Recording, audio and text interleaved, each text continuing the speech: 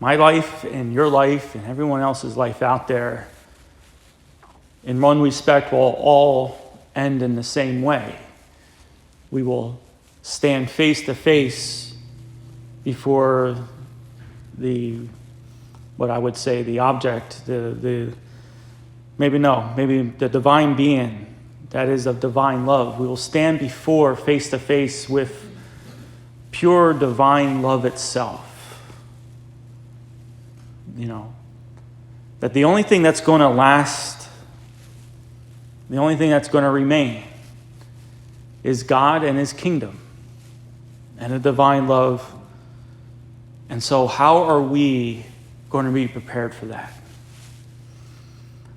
And I think that's what our John wants to tell us in today's first reading, that there's this connection between we loving God, God loving us, and also us loving neighbor, that it all mingles and it all comes in together. And by love, I don't mean it in a very sentimental way. I mean it more in a self-gift, sacrificial way, where the what is in it for me mentality ceases.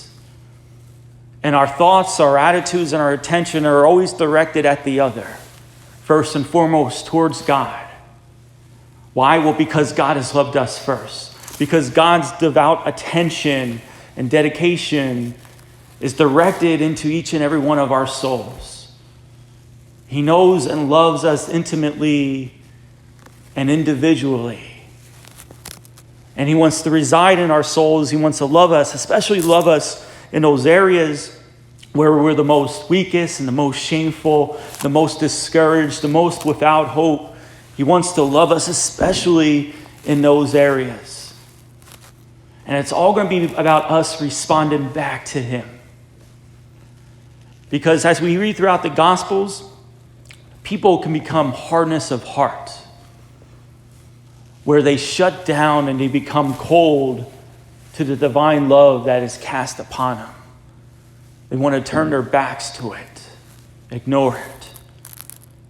That we and the people who feel this way have this knowledge that they know what's best, they know what's better.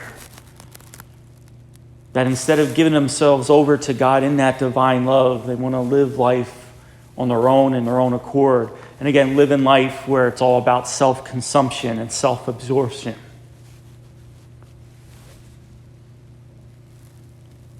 St. Paul says that love is the greatest of all the commandments. And in this letter of St. John, he says that one who trusts in that divine love, trusts in God, whoever is begotten by God conquers the world. And the victory that conquers the world is our faith, that faith and hope, together with love, leads us into a direct and intimate and deep connection with God. The trust in that divine love, the hope in that divine love. And that will overcome the world and all its evil desires and evil inclinations. Today, more than ever, we need people firmly in love, dedicated to God the Father and Jesus Christ through the Holy Spirit. May we be those first people, be that light in the darkness that is out there, and to show what it means to be loved by God. And we show what it means to be loved by God when we love God and we love our neighbor as ourselves. May God bless you.